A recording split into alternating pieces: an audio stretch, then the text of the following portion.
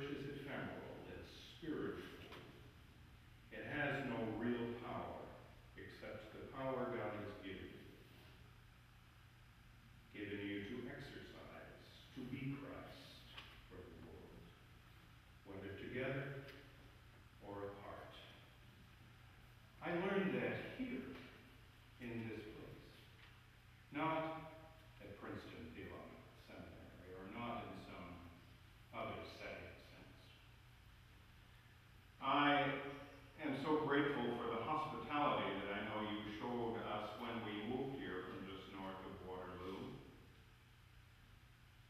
I know my mom felt it. My dad was never very much a church person, but he would go on those special occasions, you know, the C&E Christians, Christmas and Easter, and or if there was some family person involved, and he'd come for special things then.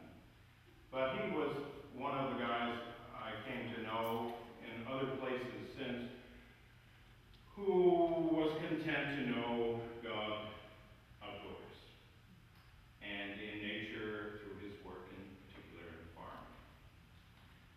As I said, John was pastor, Bob and Janet were here doing music.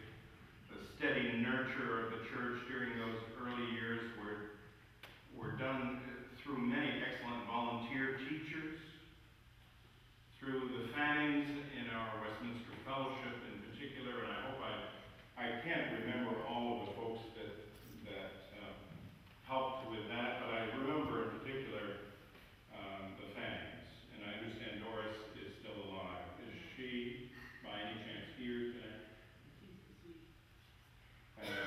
One of the most important things that the Fannings did for us kids as senior highs, I guess, maybe it was both junior and senior highs every year, was to invite 8 or so international students from Hobart and William Smith to come for an evening dinner at their house to give us a chance to hear about how Christian life and faith was worked out in their country, how they celebrated holidays, and what holidays and how.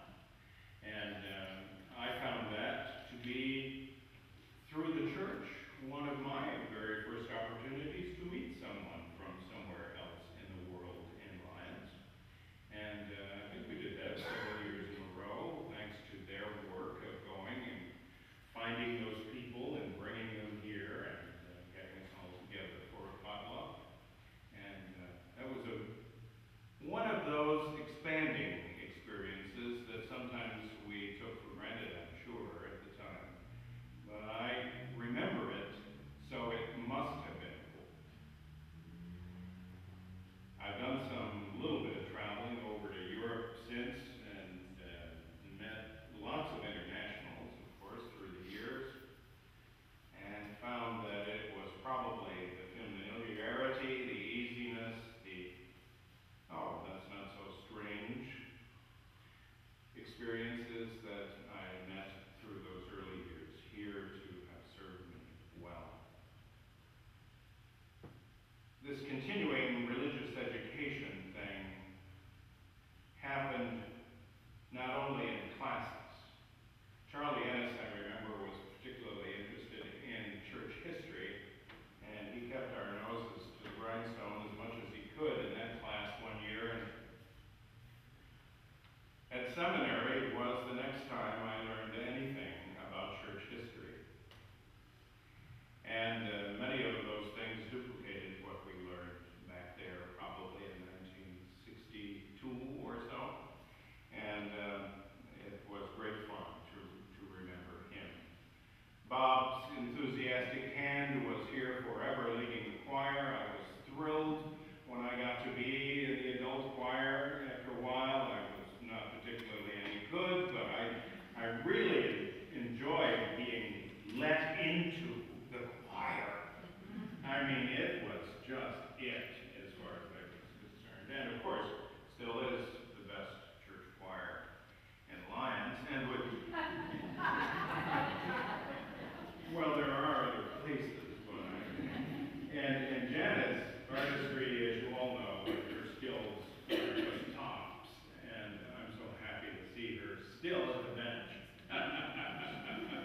yesterday, many of